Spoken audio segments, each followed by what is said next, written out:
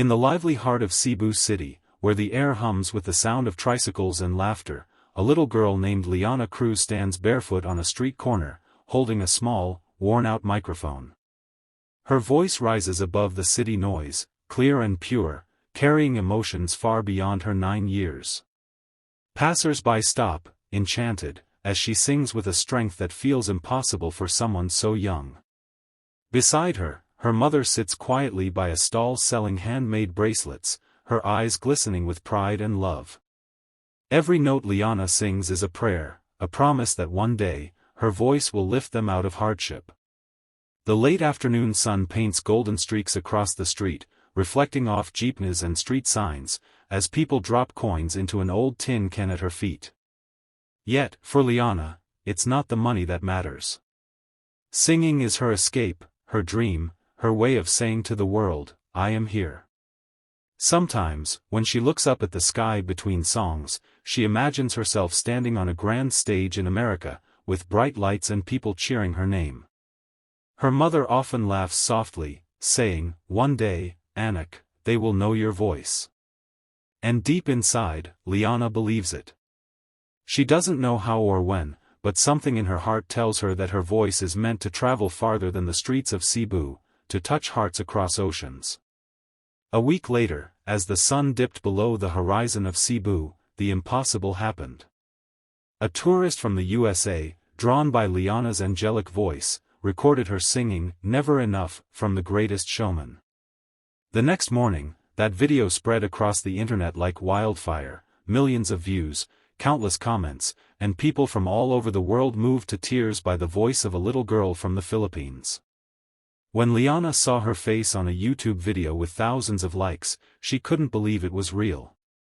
Her mother stood beside her, hands trembling as she read an email that would change their lives, an invitation from America's Got Talent to audition in Los Angeles. For a moment, silence filled their small home, then both burst into tears of joy and disbelief. But joy came with sacrifice. Liana's mother sold her few precious belongings, a sewing machine, her wedding ring, to afford the plane tickets. You must go, Anak, she whispered, holding Liana close. Show them your heart, not just your voice. The night before they left, neighbors gathered outside their home, singing and praying for her success. The community that had always loved her now believed she could represent all of them.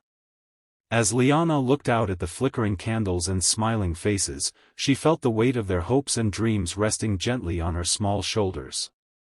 Tomorrow, she would leave Cebu, but she would carry every voice from home within her song. The air inside the studio in Los Angeles buzzed with excitement and nerves. Backstage at America's Got Talent, Liana stood among performers twice her age, her small frame swallowed by the oversized contestant badge hanging from her neck. She could hear the muffled roar of the audience beyond the curtain, and her heart pounded like a drum inside her chest. Clutching a small rosary her mother had given her before the flight, she whispered a quiet prayer. Around her, dancers stretched, magicians rehearsed, and singers hummed to warm up. But Liana stayed silent, staring at the shimmering stage lights leaking through the curtain, imagining herself standing there. A stagehand knelt beside her with a kind smile. Are you ready, sweetheart? He asked. She nodded, though her hands shook. Just then, she remembered her mother's words from Cebu, don't sing to impress them, sing to make them feel. Taking a deep breath, she felt a sudden calm wash over her, as if her mother's spirit was right there beside her.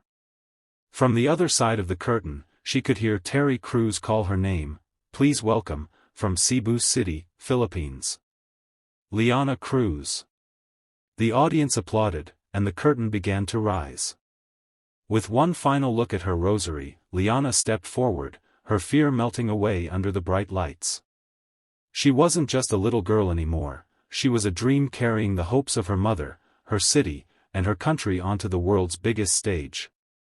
As the bright stage lights poured down, Liana stepped onto the America's Got Talent stage, her small figure dwarfed by the vastness of it all. Simon Cowell leaned forward, eyebrows slightly raised. What's your name, darling? He asked in his calm British tone. Liana Cruz, from Cebu City, Philippines, she replied, her voice trembling but steady enough to echo through the hall. And how old are you? 9, she said softly, clutching the microphone with both hands. A ripple of surprise moved through the audience. Then the music began, the soft, haunting notes of Never Enough. For a moment, time stood still. Liana closed her eyes and let the first note escape her lips, clear, soaring, and full of raw emotion. The crowd gasped. By the time she reached the chorus, the energy in the room had changed completely. Her voice, strong, soulful, and impossibly mature, filled every corner of the theater. Judges exchanged stunned glances. Simon leaned back, his usual smirk gone, replaced by awe. When Liana hit the final high note, her voice cracked slightly, not from weakness, but from feeling. The crowd erupted in applause, rising to their feet, chanting her name.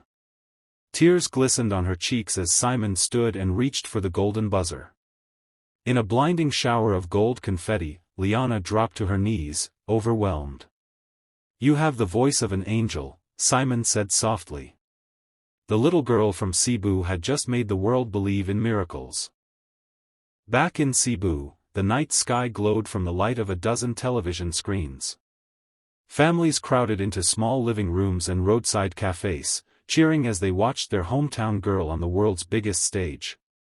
When the golden buzzer moment came, the crowd erupted in joy, some shouting, others crying, all of them filled with pride. Liana's mother sat on a worn couch, hands covering her mouth, tears flowing freely as she whispered, "That's my daughter." The next morning, their humble neighborhood became a place of celebration. Strangers visited to offer congratulations, children sang Liana's songs in the streets. News reporters arrived, calling her the voice of Cebu. Messages poured in from across the globe, Americans, Filipinos abroad, people of every background, sharing how her performance touched their hearts. Among them was an email from a music foundation in New York. They offered to sponsor a small community music school in Cebu, in honor of Liana's inspiring story. "Your daughter reminded us," the message read, "that true talent and hope can come from anywhere."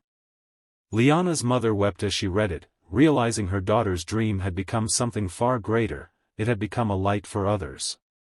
What started as a song for survival was now building a future for dozens of children who could barely afford to dream. For the first time in years, Cebu wasn't just her home, it was the heart of a story that had touched the world.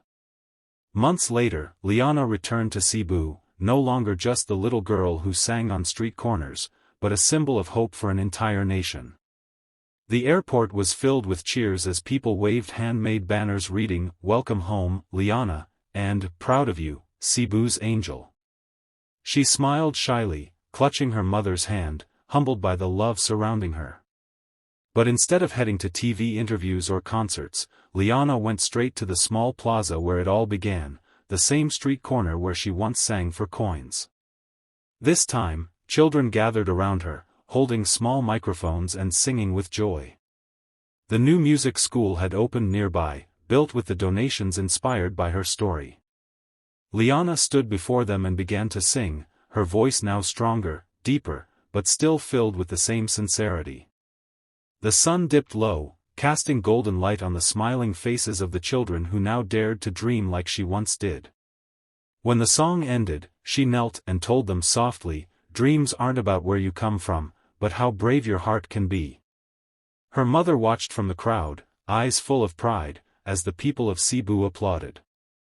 For Liana, fame had never been the goal, it was always about giving back, about turning her voice into a bridge of hope. As her laughter echoed through the streets, it was clear that her song was no longer hers alone, it belonged to everyone who believed in kindness, courage, and the power of a dream.